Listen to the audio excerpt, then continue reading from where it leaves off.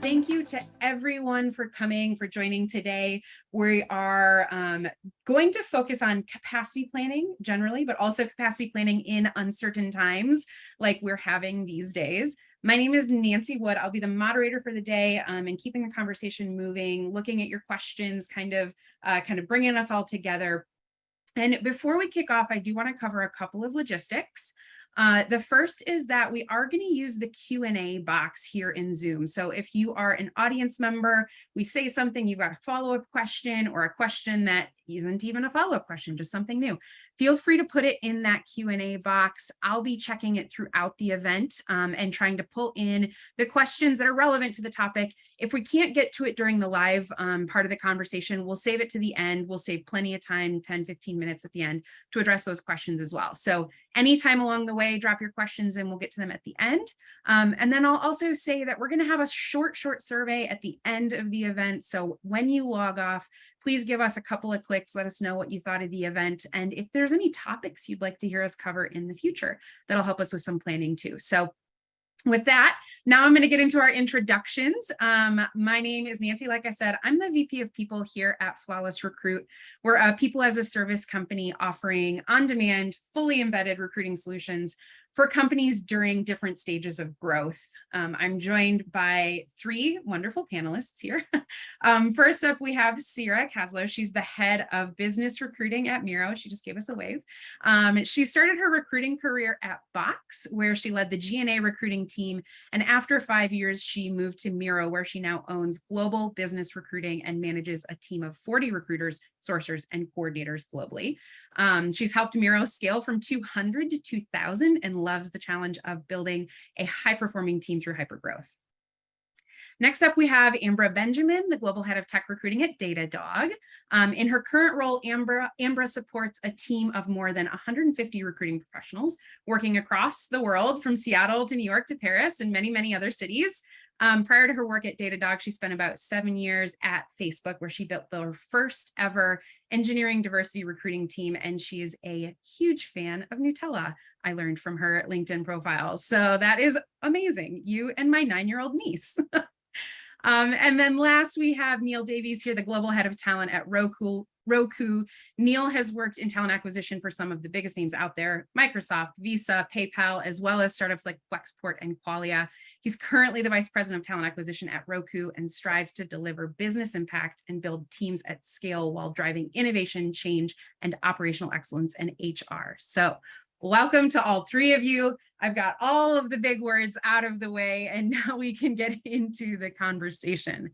So to get us started, to kick us off, I wanted to call some attention to the calendar, right? We just passed Labor Day, the unofficial end of summer, the end of the year is coming up.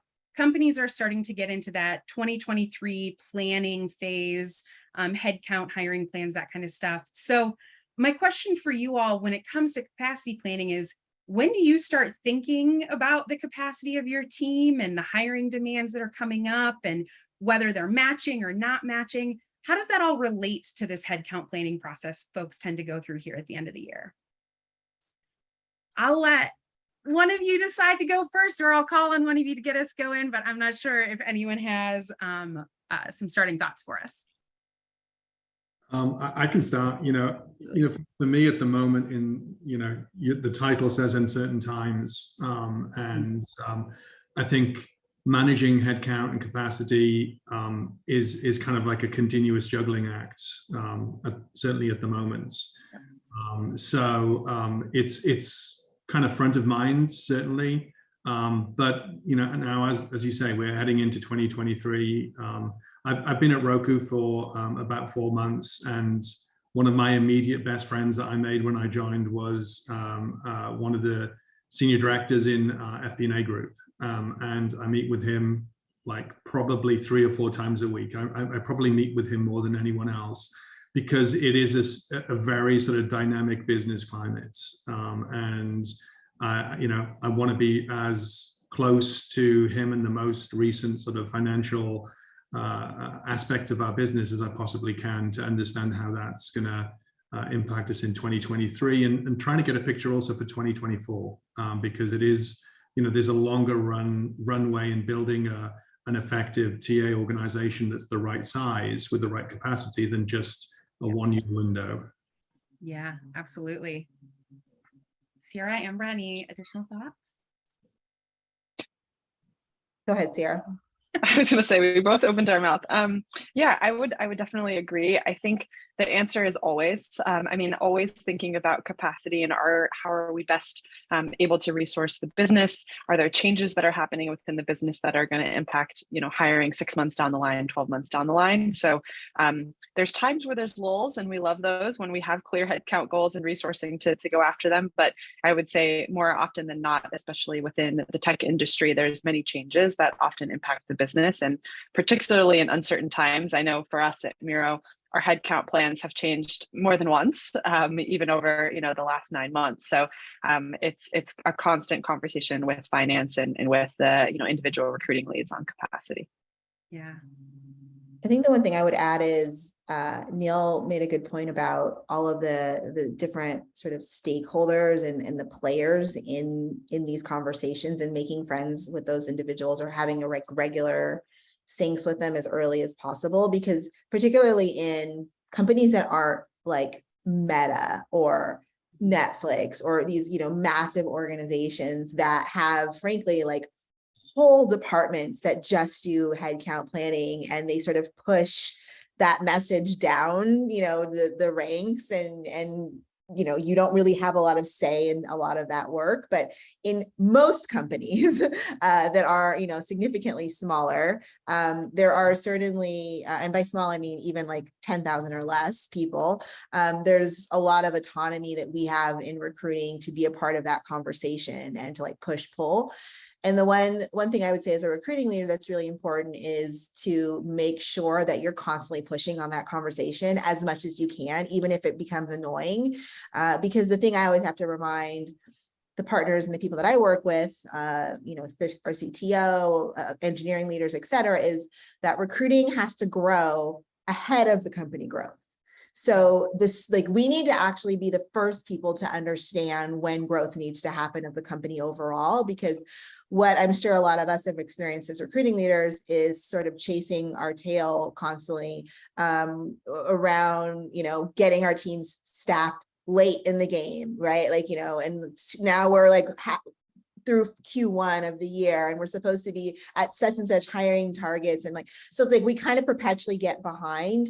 And I do think this time that we're facing in the market right now, where there's a lot of uncertainty, is a little bit of an opportunity for a reset for us to actually hopefully be staffed well, right, for the goals ahead, not chasing behind, trying to staff our organization. And hopefully that allows us to have some of the capacity conversations in a more healthy way, where we can actually start to look at it now versus October, November, December, sometimes January, February of the year that you're in.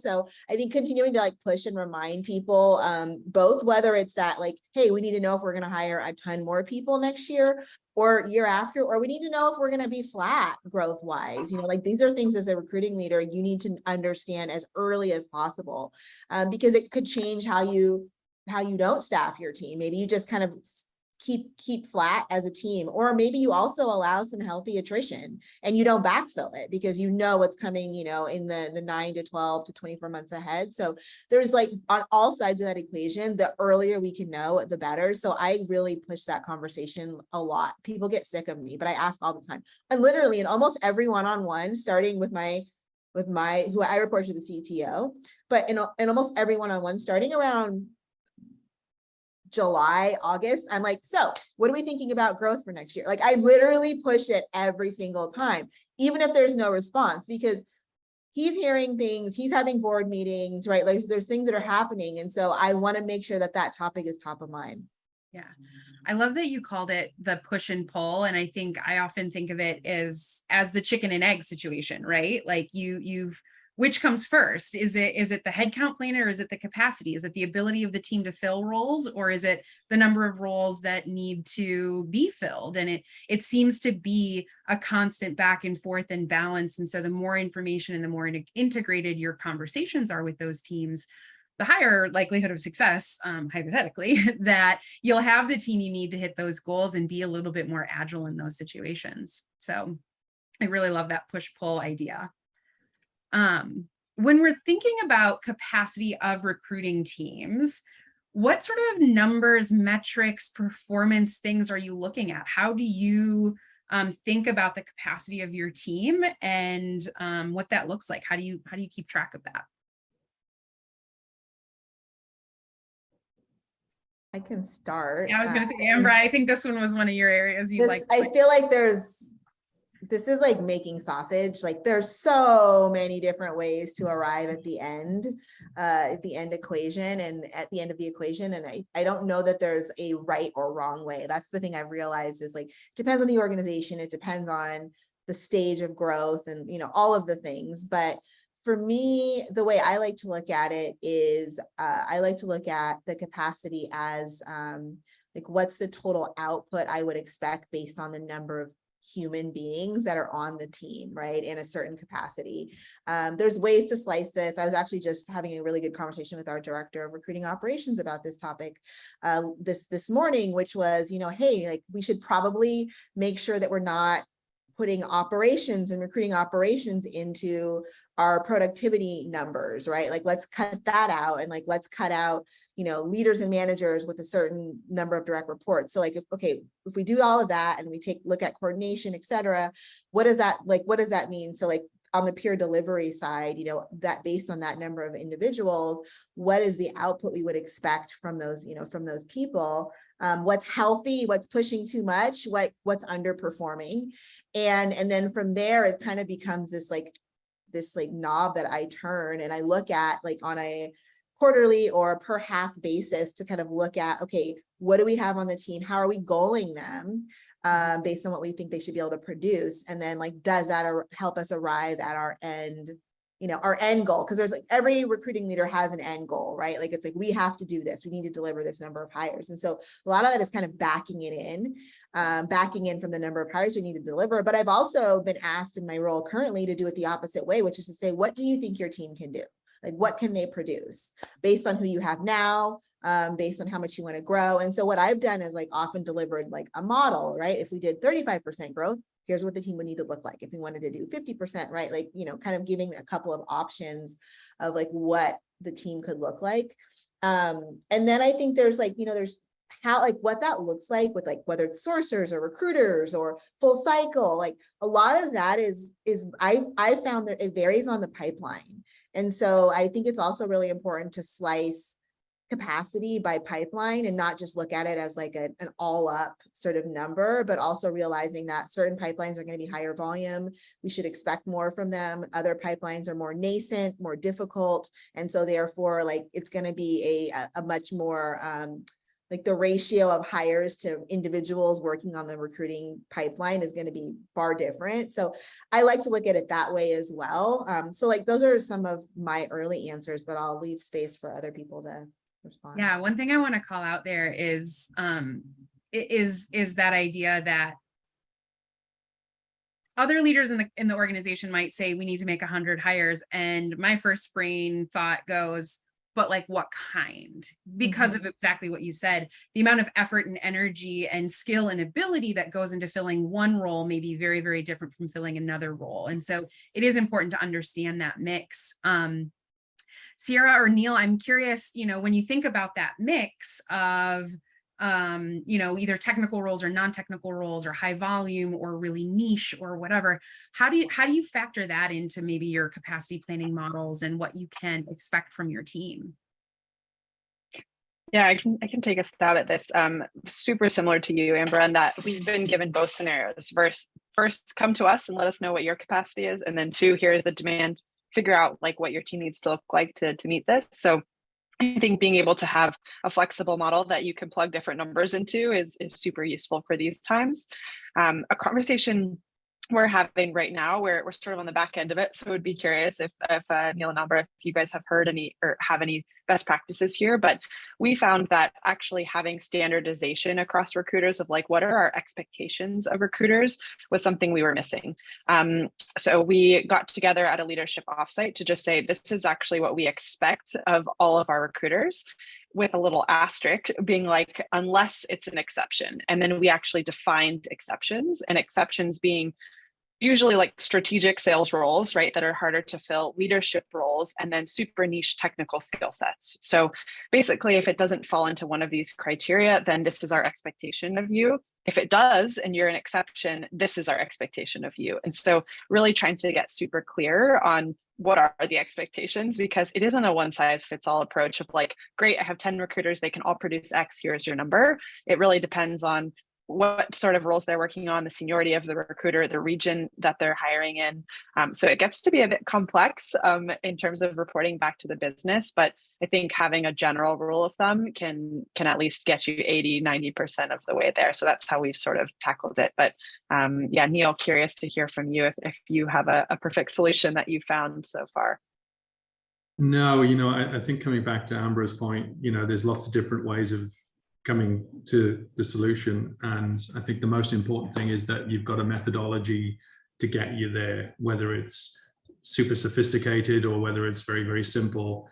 You've got to have something though. And I've been lucky enough to work in companies where it's quite sophisticated and there's been a lot of work and effort put into it. Like, for example, when I was at Microsoft, there was a whole model where you could type the number of hires in at the top and it would tell you, number of hires by level, by geo, you split it, and it would spit out how many recruiters theoretically you needed. To where I am at Roku today, where in the spirit of crawl, walk, run, we're earlier on that journey, where the model that I've inherited is fairly basic, but it's there, it's agreed, and it's a good starting point.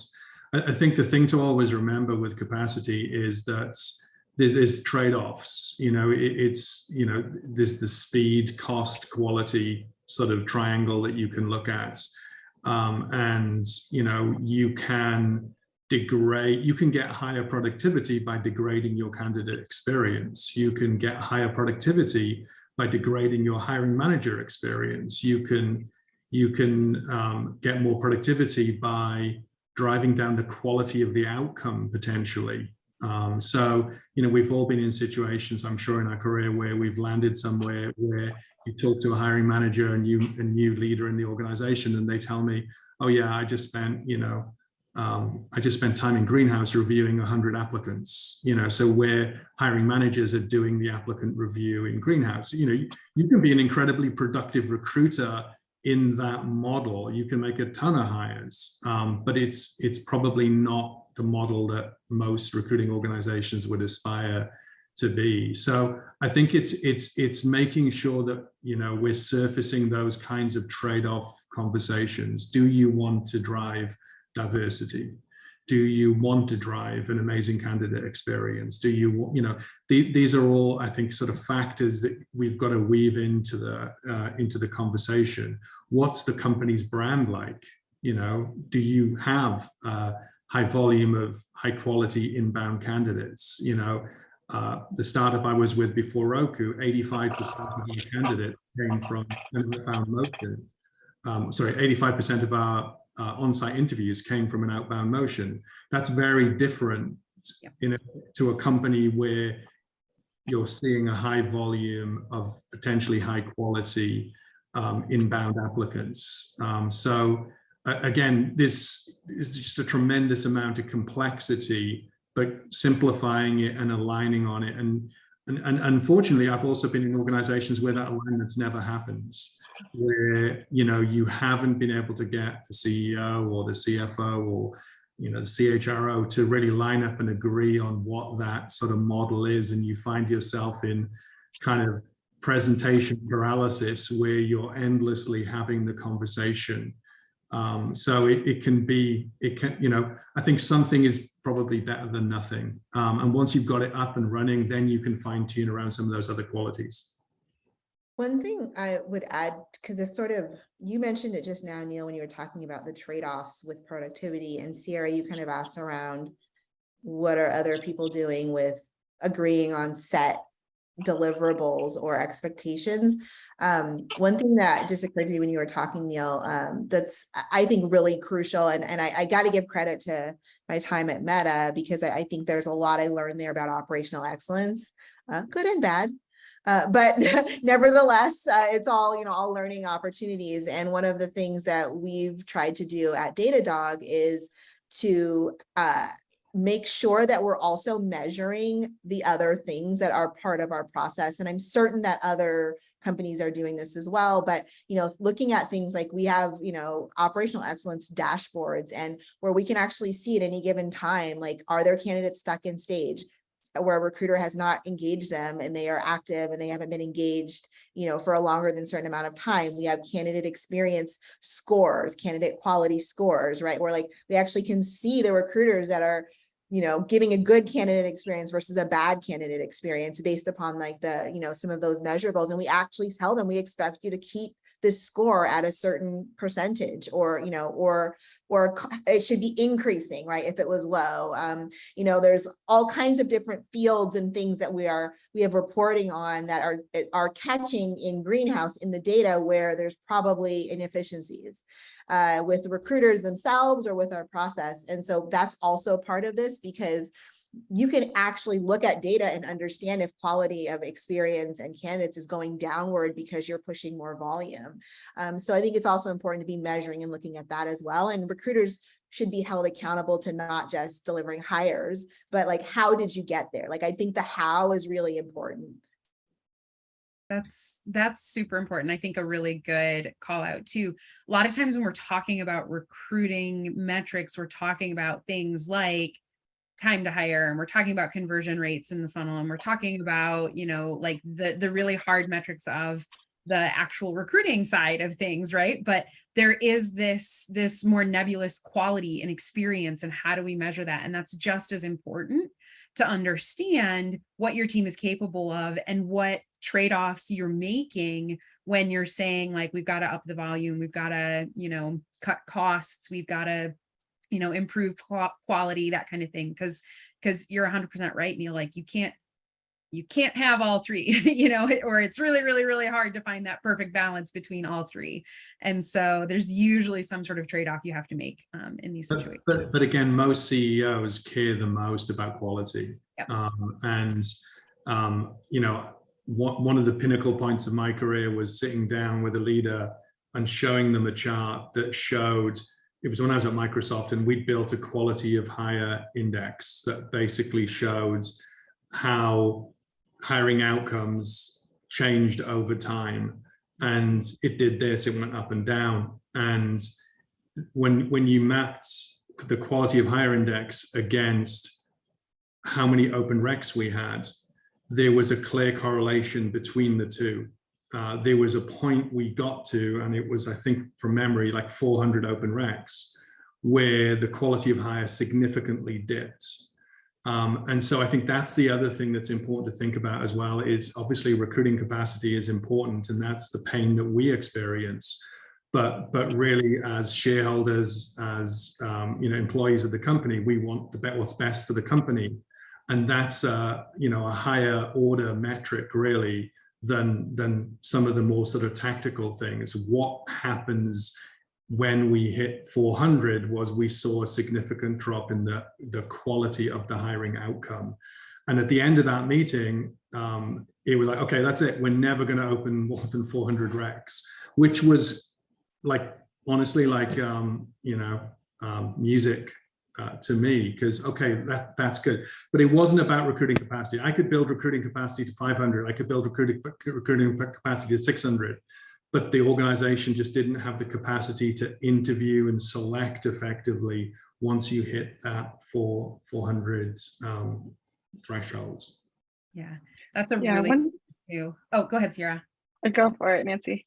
I was just going to say that's a great point too. I think we look at what our recruiting team is capable of, but we often forget how many other people in the organization are involved in that hiring process. if your engineering team has a huge product launch in the next 60 days, I can almost guarantee the engineering managers are like, you're not allowed to use them on interviews. I need them focused on their job. How can you hire? How can you interview for those teams if you don't have interviewers? So the capacity is really organization wide. It's not just the recruiting team. And so there are certain factors you can control in how you set goals for your teams and how you performance manage them to those goals. But there's also those things that you can't predict, you can't control, you can't change product launch deadlines and that kind of thing. So it's I feel like we're just making this more and more and more and more complex the more we talk about it, but I think that's the reality. This is a complex topic. Go ahead. Yeah, I was just going to add, I think like zooming out is 12 months ago, recruiting looked very different than it looks today. And the business was saying hire as quickly as you can, as fast as you can, and likely, as expensively as you need to, right? Like there was not a lot of parameters, at least from my experience. I'm assuming others were similar. And now the conversation is, okay, how do we do more with less, right? And how do we become really efficient? How do we look inward and make sure that we have our house in order for when the market picks back up, or we go back to, somewhat a normal pace? So for us, like capacity planning has also turned into efficiency, like metrics and planning. And so similar to you, Ambra, we look at candidate experience and, okay, if we're having, giving 10 offers and only 7 are accepting, that's not super efficient, right? And so what are like the levers that we can be pulling to make our process, our recruiters, more efficient? So a lot of the capacity planning that you do also comes down to how efficient is your team and are they efficient enough? And do we need, yes, this is maybe the output of where we can do now, but is that where we need people to be 12 months from now? So how can we be looking at where we need to get the team to? One thing I have a question for you, Neil, is, I think it would be an ideal situation to have the business say, this is the maximum amount that we can onboard, we can interview, we can integrate into the culture and really have a thoughtful, intentional discussion about that. I can't say that we're quite there yet, nor have I seen it successful in any of my companies. So I'd be curious how you landed on that. I mean, was it a conversation that you've had previously? Was it really just pointing out, hey, here's the impact of what we're doing because you had these dashboards built? How did you influence to get to that decision?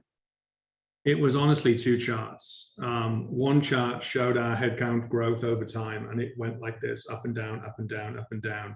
As the organization, we're going to hire, oh, we've hired too many, slow down, so it was this up and down, which, and then there was a straight line that you could draw through it, which was essentially 400 hires, it equated to and then there was the second chart, which then just showed the degradation of the quality of the hiring outcome once you hit that 400 threshold. So it was just those 2 charts. It was an engineering leader.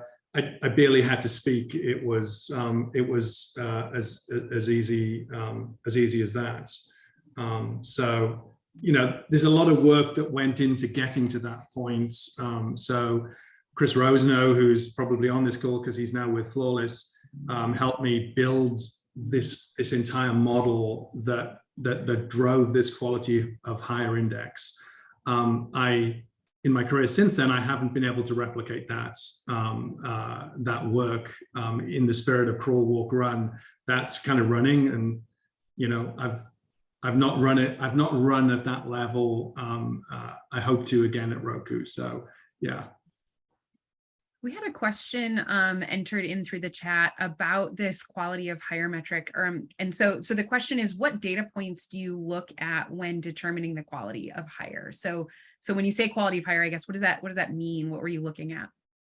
So from memory, which is dangerous, this is a number of years ago, it was retention, it was promotion velocity, it was performance, and it was potential. At the time, Microsoft had 2 metrics that it measured people on. One was a performance rating, and then there was a contribution ranking. So one was about how well you're doing your job, and the other was about your future potential. So all of those things were built into a model that gave us a number that we could look at different different channels would produce different quality outcomes. The age-old question of employee referral. Well, based on the research we did, employee referral didn't produce a high quality outcome than other channels. The highest quality outcome came from university recruiting. So it was insightful, but the most insightful thing for me at that capacity planning point was being able to really have a metric for quality, because that's ultimately what I've learned leaders care about, more so than speed, more so than cost. Quality is the factor that really matters the most. Yeah, for sure. Nobody wants to make a bad hire. That just adds pain all around.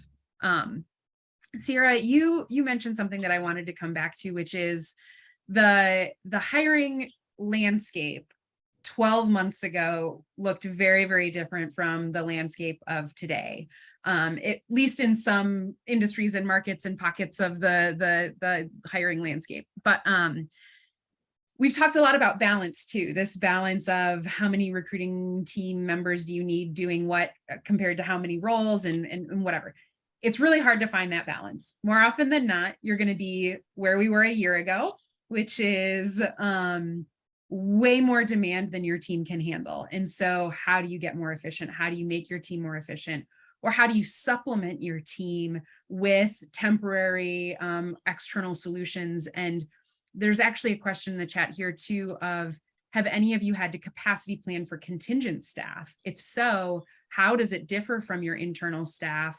And given these times, do you see that impacting contingent staff and how they factor into capacity planning? So think a year ago in all the good times when we had more recs than we could fill, what are some of those external sources you use, and how do you plan for capacity with contingent teams and other options? Yeah, I can start with this, and I'm very curious to hear Ambra and Neil's perspective here too. But I do think that it's sort of like it can be another tool in your toolkit, right? There's kind of there's a couple of different scenarios when I think contingent, capacity is really useful. One is when you know it's going to be a sprint. So for us, we know that Q1 is going to be front loaded. We tell them every year, don't front load, yet they do it. So we know that there's going to be like a heavier front load just for the first quarter, first half of the year. And so rather than hiring full-time, contingent makes a lot of sense. The second in which we found ourselves in last year was actually, okay, we need to hire full-time people. We see this growth is not slowing down. We actually need to hire full-time people, but we need support right now. So let's find somebody who can slot in, in the next couple of weeks. We can get them ramped, and then we can take our time and really focus on finding the right long-term fit versus just throwing a body at the problem. Like, we want to really be thoughtful about how we invest in the full-time team. So that those were kind of like the two main areas that at least we've experienced. I do think that also during uncertain times, it can be, if you're not sure whether this is going to sustain or not, like certain growth is going to sustain, I think it's a really good option versus making investment in, building a really large scale full-time team if it's not certain that capacity or demand will continue. So knowing, I think, to Neil's point of like not only next year, but the year after that, it can be useful. And if you don't have that certainty, then I think contingent has been useful for us. But Ambra, Neil, I'm curious to hear how you think about it. I can answer part of it because in full transparency, in the last several organizations I've been a part of, we have not chosen to rely as heavily on contingent staff the last few years. I think part of that is because when you work for a FANG, there is a lot of historical context on legality around that. And a lot of those larger companies have deep pockets, and therefore they are very susceptible to class action lawsuits and so on and so forth. And so they tend to steer clear of relying too heavily on it. Microsoft seems to have figured it out though, because they have a ton of V-dash that they employ for recruiters. But nevertheless, so I have limited experience, but I will say that the experience that I do have is like twofold. One, we did bring in a company to help us with our staffing in our last push of like when we rewind, 9 to 12 months ago, we were in a very different world, and we realized we weren't going to be able to meet our goals that way. And we embedded them into our team so that the candidate knew no other, right? Like, but the other part of it is truly having like contingent recruiting professionals, whether it be coordination or recruiters or sourcers, et cetera. And the way that I've always looked at it and planned for it is that I treated those as, I hate using this terminology, but I treated that as like a head, like they are a recruiting head. And so even though they're not an employee, like how would we goal them, right? We wouldn't say the word goal because that's too much like an employee, but like we would give a target of, okay, like this is what we would expect based on like the level, because even in contingent hiring, you want levels, right? You say like, I want a more junior person or I want a very senior person. And we would set set targets in that way. So we think about, okay, what percentage of our overall hiring goal do we expect we could make up the difference on by hiring contingent staff to fill those roles, and then doing the same kind of capacity planning. Hey, well, like how many human beings would you need in order to produce that whatever 100 hires that you're expecting to come through the contingency side? So I don't think it's drastically different than how you plan for your FTE headcount. You have different expectations from a productivity or efficiency standpoint for contingent staff versus full-time internal? I don't. I never have. I very much look at that as like you are, maybe if anything, expectations on like the qualitative programmatic type work might be lower because it's like we actually need you to hire and like focus on the recruiting versus the actual, long-term projects and things like that. But beyond that, like my expectations from a delivery side of hiring are actually not much different. I wouldn't expect I don't look at contingency as like lower quality, less talented, like less experience. Like, so there's really no difference in my viewpoint. And if anything, I've loved that as a channel to convert people into full-time employees. Historically, I don't think that's the market we've been in for the last couple of years.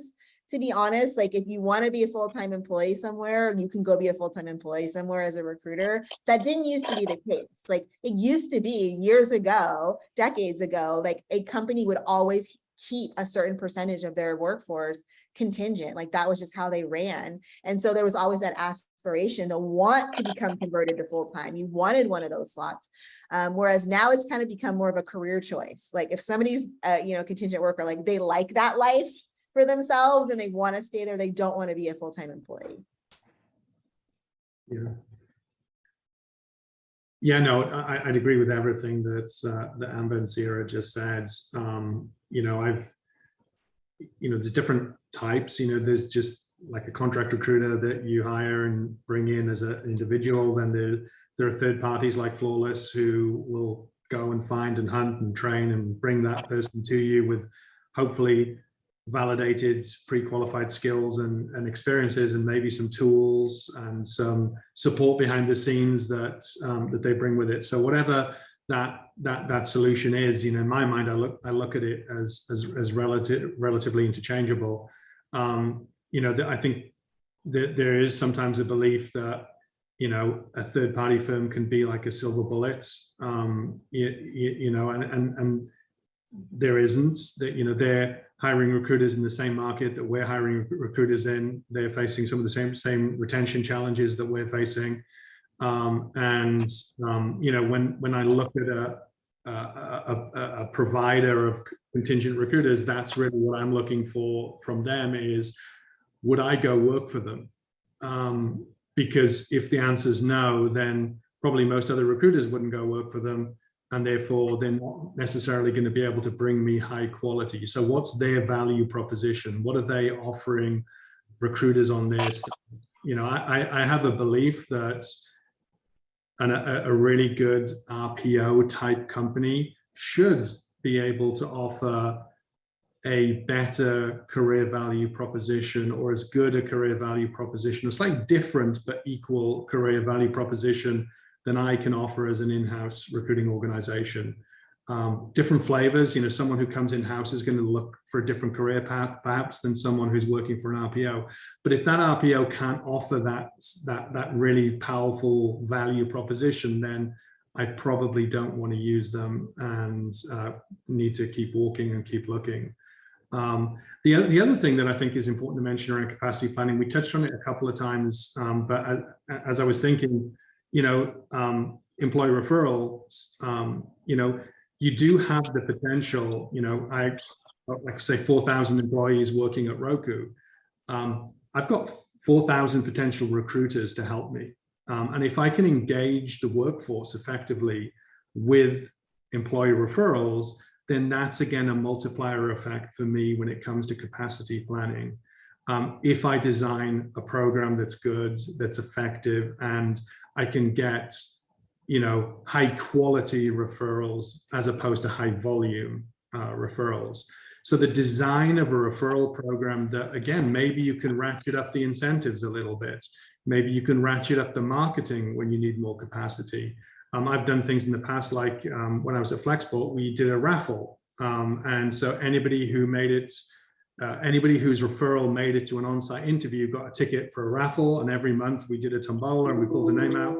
And that person got a vacation paid for. So it generated a lot of sizzle as well. So that's another channel that can really ratchet up your capacity potentially. Yeah, I really love that. And it's a really good example of when we're in the part of the market or the world or the economy, when we're trying to find more capacity without maybe adding heads to our internal team, there are all of these different levers to pull. Sierra, I think one of the things you wanted to talk about is, but like, what about now?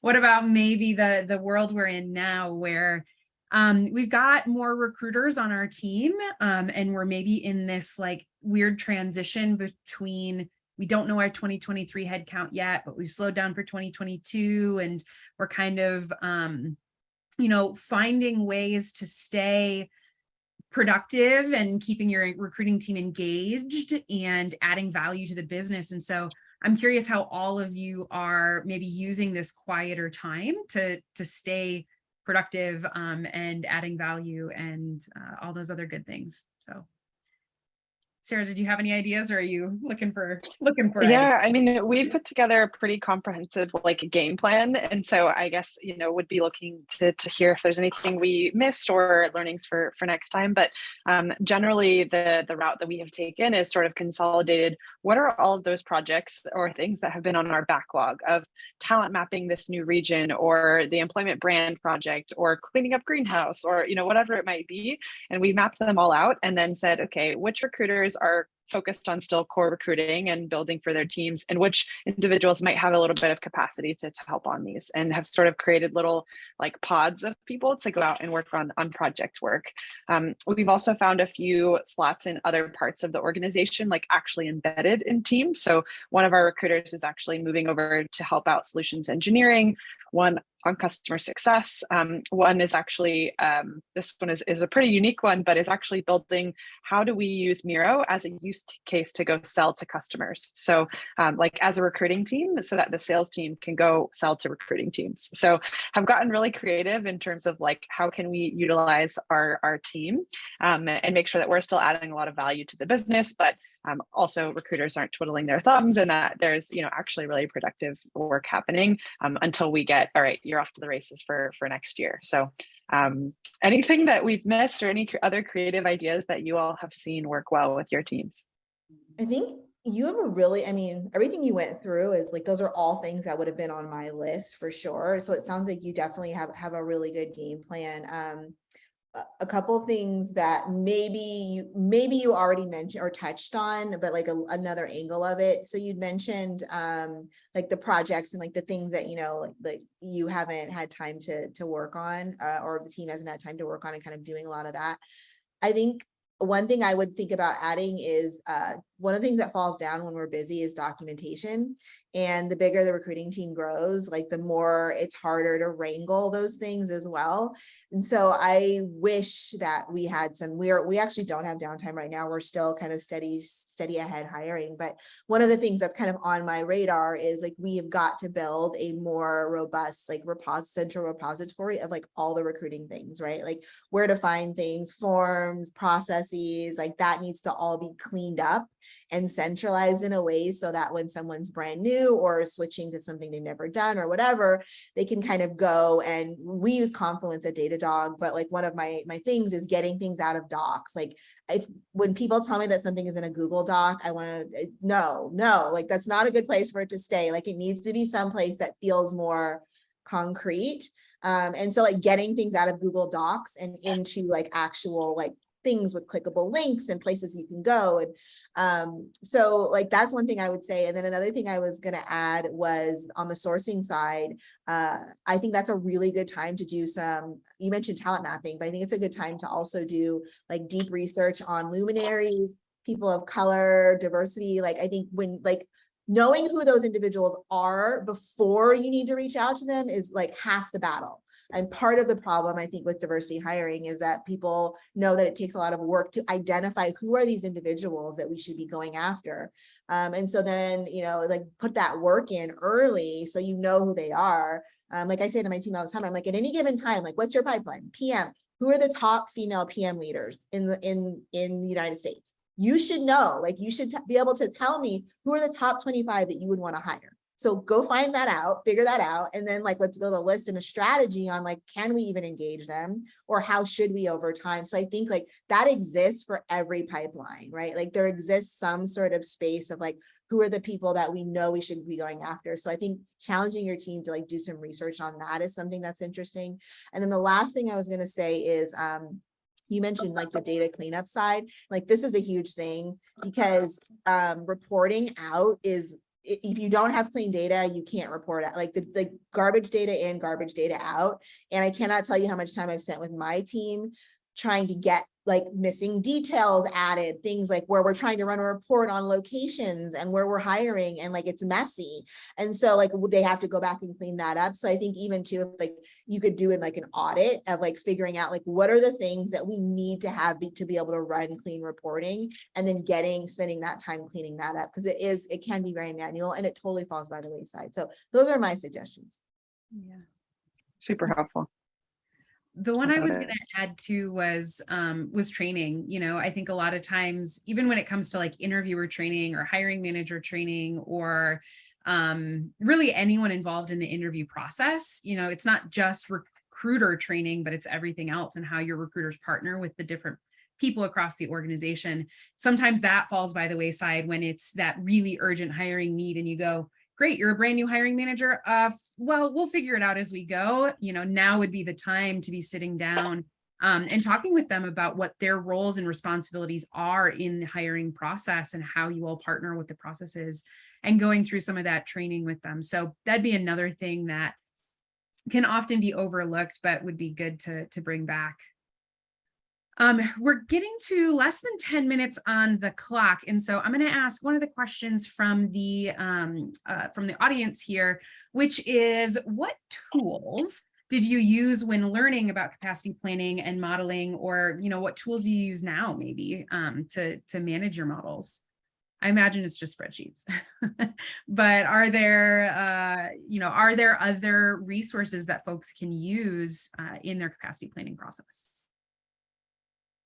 Well, I'll plug Talent Wall. I think that's a really evolving product, and there are some really interesting features in that make, 90% of what I've done has been on spreadsheets. But some of the insight that tool has been able to provide to me has been really enlightening and helpful. But most of it is on spreadsheets. You know, finance sent over a spreadsheet, and then you add some pivots and some slices and dices and everything else, and go from there. But Talent Wall has got some features that have been helpful. I've heard good things about Talent Wall too. We don't use that. We have our own, you know, dashboards that we have built. We have a recruiting analytics team. I will sing the praises of recruiting analytics all day long. It's the one thing I tell every talent leader. I'm like, if you don't have solid ops analytics, like build that first. Like I would prioritize that over anything else on the team, because like the earlier you build it, the better. So for me, we have like productivity dashboards that are built by our recruiting analytics team, where we can like look at productivity and slice it by whatever ways we want, and then we can run that data based on like, per month, by looking at it from a quarter, from the last 6 months. We also have things like we started doing analytics around ramping data and understanding how long does it take recruiters to ramp, and is that ramp time going up or down, and like things like that. And so we basically utilize these dashboards in the model, right? So like, yes, the model is in a spreadsheet, but then like I use the dashboards to pull data to put into the model. But I think just talking to people, like I have a TA leader group, small group that we meet on a monthly basis, and we have an ongoing running chat. And we just will drop stuff in. Hey, does anybody have a good capacity plan you can share? People will drop their links in, and then you just kind of gather different things from different people and you find what works for you. Yeah, I would echo the same sentiment. We use a spreadsheet. There's some dashboards that our analytics team has built that are pretty comprehensive. And I think it's also really easy to over-engineer or to put a lot of complexity into it, sometimes necessary complexity. Sometimes you're like, wait a minute, how do we just get these simple numbers? So figuring out what works best for you. But I also encourage my leaders, my direct reports, to be really, really familiar with the capacity model for their own team. So not necessarily just having myself build it or the analytics team, but the leads be deeply, deeply, understanding where their team's capacity lies and how it was calculated, so they can make educated decisions as well. I think there's also a company that is like a prototype that they're shipping for capacity planning. So maybe we can send that after the call, but I think it's a pretty good tool. I haven't used it, but I appreciate the founders, and I know they know their stuff. Yeah, I think one of your questions was going to be like, what's the one thing to walk away from? Yeah. And I just can't wait for you to ask the question, but it's understanding your funnel. Yeah. Like that's like the most important thing, is understanding your funnel, because that drives your production and your productivity. At a startup that I joined relatively recently, not where I'm working now, it took 129 technical phone screens to make a hire. Wow. And I've never seen anything like that in my life before, but 129 technical phone screens. And there's a multitude of sins hidden in amongst like how that was the way it was, but that's game changing from a capacity planning perspective. If you've got a resource for a funnel that produces such a low yield. Yeah, I love that. Sierra, Ambra, anything you want to add as kind of a closing thought? Because Neil, you're right on there. That was where I was heading next. I think mine would be, you kind of have to just pick a productivity equation and just measure it over time. Like, or not, even if it's not an equation, but like pick something that you're looking at and just keep looking at it. Like that's probably where I learned the most, is to regularly, I always tell my team, I'm like, the more regularly you look at the data, the easier it is to spot trends. Like if you aren't looking at it on a regular basis, you don't know when something looks weird or odd or is different. And so have your routine of like, what do I look at on a daily basis, on a weekly basis, on a monthly basis, on a quarterly basis, and try to stick with that, because your eye will start to catch things. And so, you want to understand, like, it's easy to say, well, what's your productivity equation? Well, what's yours? Well, that actually matters less than how does your productivity look over time based on whatever the equation is that you picked. So however you're measuring it, just keep measuring it that way, and then you'll see if it goes down or up, right? So I think that's like my biggest takeaway. Perfect. Yeah, I think I'll take a slightly different approach, and I think echo what we've all said, but staying really close to the business, finding out who are the sort of decision makers within finance, within the other parts of the business that really know what's going to be happening 12 months down the line, 18 months, and try to keep your ear to the ground. That will help you plan, I think, effectively on your own resourcing and how to best support the business. So making sure to invest in those relationships and figuring out who the right key players are. Wonderful. Great. Well, in the last couple of minutes here, I want to just say thank you to all three of you for coming, for sharing, for having so much insight into really a very, very complex topic. I was going to pass things over to our founder, Anders Sundquist, for a quick message, but I am not seeing him in our attendee list, so I'm going to do it for him if that's all right. But basically, if anything we've said in this last hour or so has resonated, especially from the perspective of you've got targets that you're not sure you're going to hit, and you're looking for some additional support, Flawless is always available. We have recruiters and sourcers available on demand. We can usually start within a couple of weeks at the most. We have flexible contract terms. We try not to lock folks in because we know how flexible hiring targets can be.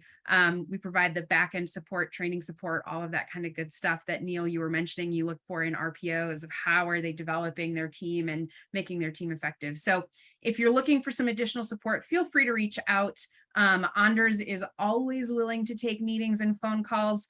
And we're also looking to build community with talent acquisition folks around the world. So if you have any recruiting challenges, talent acquisition challenges, I'm available. Chris Guthertz is available. Anders is available.